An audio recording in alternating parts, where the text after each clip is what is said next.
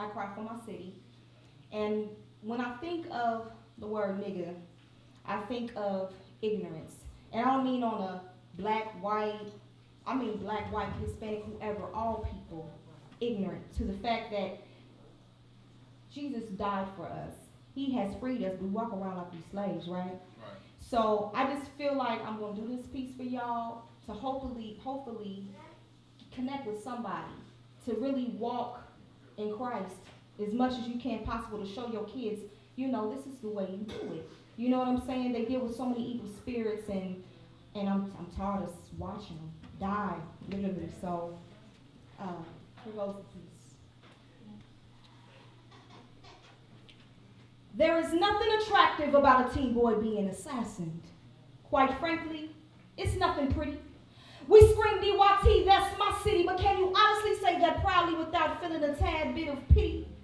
Well, I pity the fool that is ignorant enough to think that a young boy left for dead in a blood-spilled pool is not as precious as one focused with straight A's in school. And they say, well, he was living that lifestyle. That makes him less of a child. That was someone's son, for Christ's sake. Listen, there is a bigger picture here. And it's something that you're not going to find on any evening news because they want to deprive you too. See, they don't want to tell you the truth. I'm convinced that it's nothing more than a setup. Since day one, we've been told to spread the good news, but how can you? When every time you turn on the news, they feed you with that negative bull on some subliminal like, this nigga shot that nigga, but for fun though, as if that's good food. And it's almost as if they crave for a plate of our tragedies. And it's almost as if they crave for a plate of our tragedies. And since they're never ending, they never seem to get full. Craving for more, digging up all of our dirt until it hurts, until it becomes as irritating as a bed sore that we have to sleep with it. And since we stay ignorant to the facts, they don't mind pressing rewind on that scene. Go ahead, let's run it back. So we can see another nigga dead in these streets. Yes, they be the beat, making sure we hear about tonight's top story. Yes, they be the beat while Satan gets all the glory. Yes, they be the beat while our cries and our sorrows become our sad song and sadly, our story.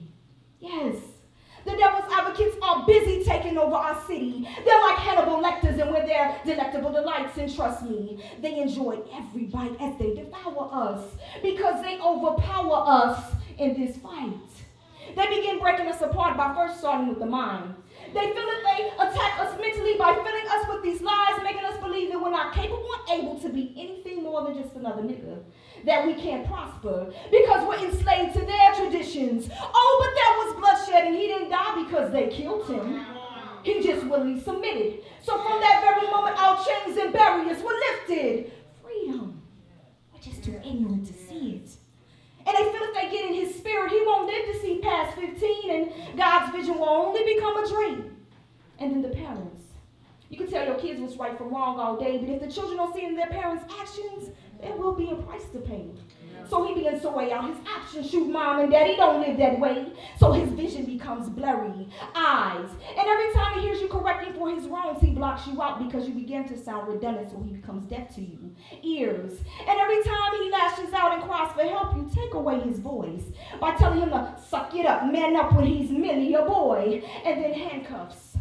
If you cut him off at the hands and he's unable to pray for guidance. So then he's just broken down to just another nigga who should have listened to his parents. If our children are our future, then maybe we should take responsibility for our actions. So yes, I cry for our city because every time a child dies and the numbers don't lie,